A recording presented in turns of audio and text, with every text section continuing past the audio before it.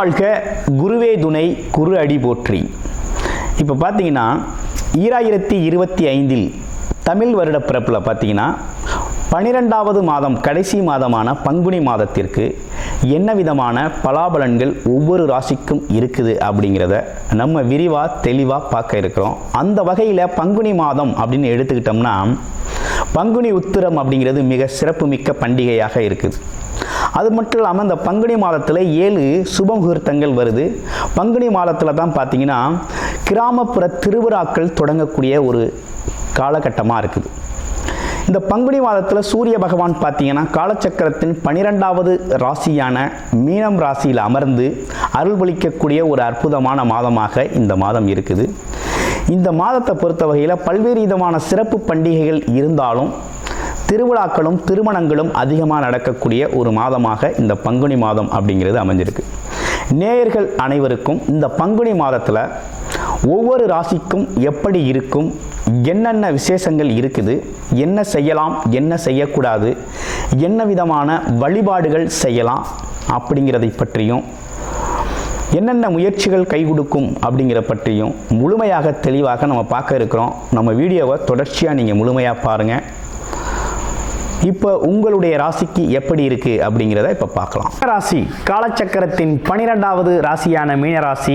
அதுவும் பார்த்தீங்கன்னா மற்றவர்களுக்காகவே நம்ம உழைப்பை தியாகம் செய்யக்கூடியவங்களாக இருக்கக்கூடியவங்க தான் நம்ம மீனராசி அன்பர்கள். மோட்ச ராசி அப்படின்னு சொல்கிறது உண்டு.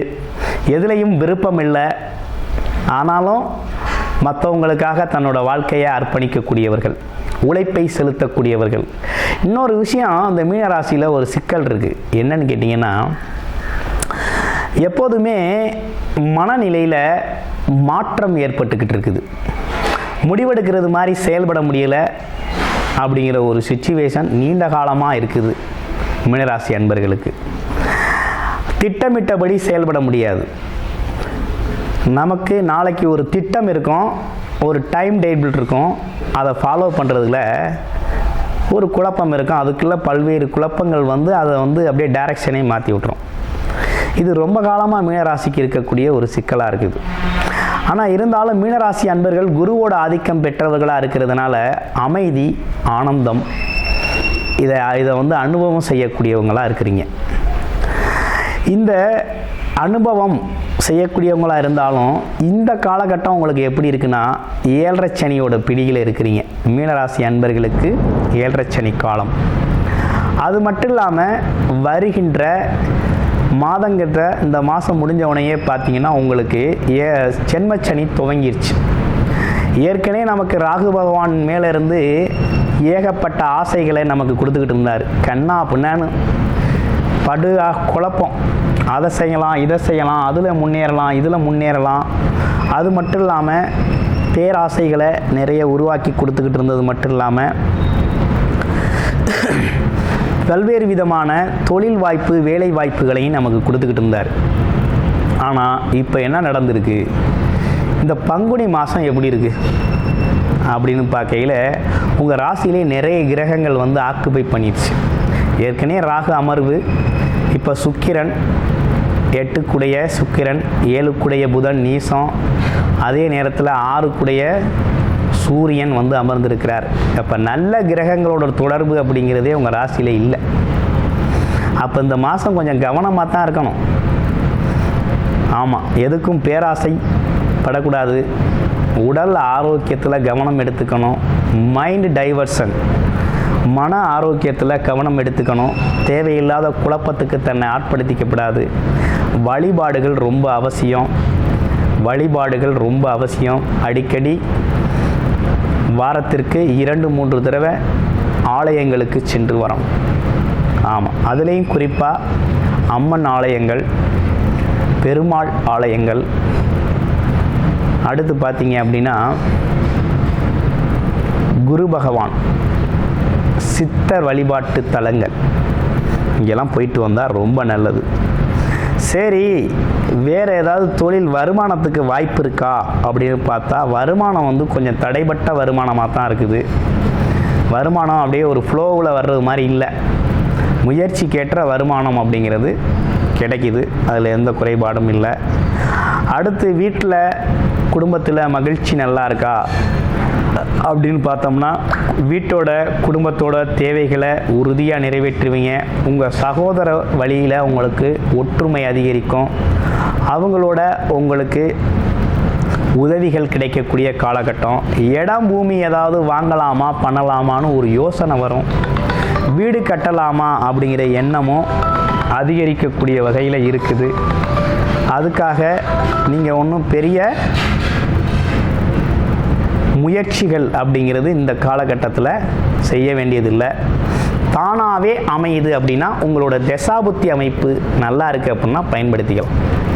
அடுத்து வரக்கூடிய 7.5 சனி காலகட்டம்லாம் எப்படி இருக்குது அப்படின்னு பார்த்தோம்னா, இப்போவே நமக்கு பார்த்தீங்கன்னா உடல் உபாதை, உடல் சார்ந்த விஷயத்தில் ஆரோக்கியம் கவனம் எடுத்துக்கணுங்கிறது மாதிரி இருக்குது.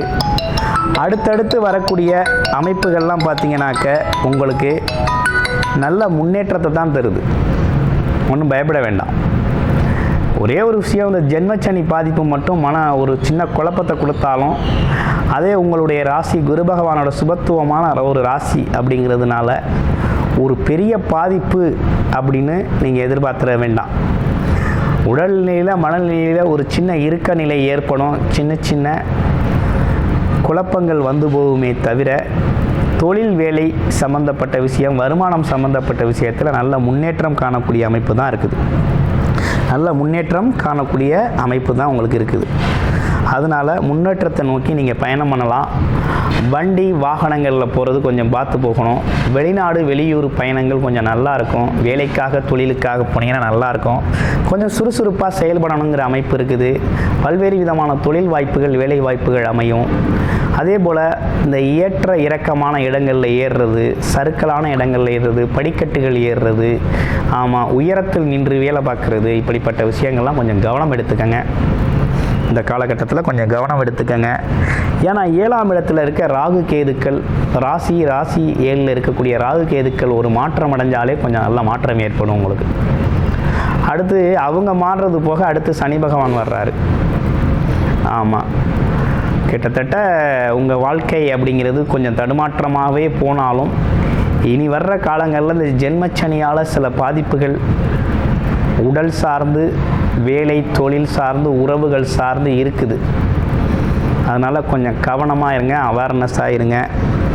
மற்றபடி தொழில் வேலையெல்லாம் நல்லா இருக்குது, வருமானம் வருது, குடும்பத்தோட மகிழ்ச்சி அப்படிங்கிறதெல்லாம் நல்லா இருக்குது. படிப்பு சார்ந்த விஷயமெல்லாம் எப்படி இருக்குது அப்படின்னா நல்லா, இதுவரையும் நல்லா தான் போய்கிட்டு இருக்கு. இனிமேல் மீனராசி அன்பர்களுக்கு படிப்பு நிலையில் கொஞ்சம் மந்த நிலை ஏற்படும். கொஞ்சம் தடை தாமதங்களை சந்திக்கிறது மாதிரி இருக்கும். தள்ளி போடுற குணம் இருக்கும். சோம்பேறித்தனம் வரும். இப்படிப்பட்ட விஷயங்கள்லாம் இனி வர்ற காலங்களில் நடக்க இருக்குது. எது எப்படி இருந்தாலும் வயதிற்கேற்றார் போல் உங்களுடைய பிறப்பு ஜாதகத்தோட தசாபுத்தி என்ன நடக்குதுங்கிறத பார்த்து தான் அடுத்தடுத்த விஷயத்தை நீங்கள் செய்ய ஆரம்பிக்கணும், முயற்சி செய்ய ஆரம்பிக்கணும். இப்போ என்னென்னா, உங்கள் ராசியில் இருக்கக்கூடிய நட்சத்திரம், முதல் நட்சத்திரம் பூரட்டாதி நட்சத்திரம். பூரட்டாதி நட்சத்திரத்துக்கு எப்படி இருக்குது அப்படின்னு பார்த்தோம்னா, முயற்சிகள் கைகூடும் வண்ணம் இருக்குது. கொஞ்சம் தைரியம் தன்னம்பிக்கை அதிகரிக்கும். அது மட்டும் இல்லாமல் தொழில் வேலை சம்பந்தப்பட்ட விஷயத்தில் தான் ரொம்ப அதிக ஈடுபாடு உண்டு. அதெல்லாம் நீங்கள் சிறப்பாக செய்வீங்க. நல்ல வேலை வாய்ப்பு தொழில் வாய்ப்புகள் அமையும். அடுத்து உத்திரட்டாதி நட்சத்திரம் எப்படி இருக்குது அப்படின்னா, உத்திரட்டாதி நட்சத்திரத்தை பொறுத்த வகையில் கொஞ்சம் தனித்து இயங்கக்கூடிய அமைப்பு. யாரு கூடவும் சேர மாட்டாங்க, தனித்து இருப்பாங்க. அது மட்டும் இல்லாமல் வேலை தொழில் விஷயத்தில் கொஞ்சம் நல்லா நேர்த்தி இருக்கும். கொஞ்சம் சோம்பேறித்தனமும் இருக்கும். ஆனால் இறங்கிட்டால் இவங்கள மாதிரி வேலை பார்க்க முடியாது, அப்படி இருப்பாங்க. கொஞ்சம் முன்னேற்றமான பாதைகள் போக போக நல்ல சூழ்நிலைகள் உங்களுக்கு சாதகமாக அமையும். அடுத்து ரேவதி நட்சத்திரம். கொஞ்சம் படிப்பு அறிவு எல்லாமே நிறையா இருக்கும். எதிரிகளாலும் பாராட்டக்கூடிய வகையில் நல்ல திறமையாக பேசுவாங்க, திறமையை வெளிக்காட்டுவாங்க. படிப்புத்திறன், கல்வித்திறன், கேள்வித்திறன், பேச்சுத்திறன்லாம் நல்லா இருக்குது. ஆனால் இவ்வளவு இருந்தும் சாதிக்க முடியுதா அப்படின்னா, கண்டிப்பாக சூழ்நிலைக்கு தக்கபடி வளைஞ்சு கொடுத்து இவங்க ஒரு முன்னேற்றமான பாதையை இவங்க அமைச்சிக்க முடியும். இப்போ எப்படி இருக்குது அப்படின்னா, இப்போ இந்த காலகட்டத்தை பொறுத்த வகையில் இந்த மாதம் மட்டும் கொஞ்சம் சிரமங்கள் இருக்கத்தான் செய்யும். ஆனால் இந்த 15 தேதிக்கு பிறகு, பங்குனி 15க்கு பிறகு ஒரு நல்ல மாற்றம் இருக்குது. நல்ல மாற்றத்தை எதிர்பார்க்கலாம். வேலையில், பதவியில், உயர்வில், உடல் ஆரோக்கியத்தில், குடும்பத்தில் எல்லாத்துலேயுமே ஒரு நல்ல சந்தோஷமான விஷயங்கள் நடக்க ஆரம்பிக்க போகுது. எல்லாமே நமக்கு சாதகமாக நல்ல நல்ல விஷயங்கள்லாம் இனிமே தான் வாழ்க்கையில் இருக்குது. ஆனால் ஒரே ஒரு விஷயம் என்னென்னா, சனி பயிற்சி மட்டும்தான் உங்களுக்கு வரக்கூடிய ஜென்மச்சனியாக வரக்கூடிய விஷயத்தில் பாதிப்பை கொடுக்குதே தவிர மற்ற கிரகங்களால் இனிமேல் உங்களுக்கு பெரிய பாதிப்பு அப்படின்னு ஒன்றும் இல்லை. அதனால் ஒன்றும் பயப்பட வேண்டாம். உங்களுடைய தசாபுத்தி எப்படி இருக்குங்கிறத பார்க்கணும். உங்களுடைய பிறப்பு ஜாதகத்தில் நீங்கள் என்ன லக்கணம், என்ன நட்சத்திரம், என்ன விதமான தசாபுத்தி அமைப்பு போகுது, வயது என்ன, எது சார்ந்த முயற்சிகள் இப்போ கை கொடுக்கும் அப்படிங்கிறத பார்த்து இந்த பொது பலனிலேருந்து உங்களுக்கான பலனை எடுத்து அதற்கான முயற்சிகளை எடுத்து வெற்றியடைய வாழ்த்துக்கள். இப்போ என்னென்னு கேட்டிங்கன்னா, உங்களோட வழிபாடு அப்படின்னு எடுத்துக்கிட்டோம்னா, சனிக்கிழமை தோறும் ஆஞ்சநேயர் வழிபாடு, வியாழக்கிழமைகளில் ஸ்ரீ குரு தட்சணாமூர்த்தி வழிபாடு அப்படிங்கிறத தொடர்ச்சியாக நீங்கள் செஞ்சுக்கிட்டு வரணும். கூடுமான வரையும் தான தர்மங்கள் செய்யணும். தர்மகாரிய பணிகளில் ஈடுபடணும். வாழ்க்கை வளமாகும். நன்றி, வணக்கம், வாழ்த்துக்கள்.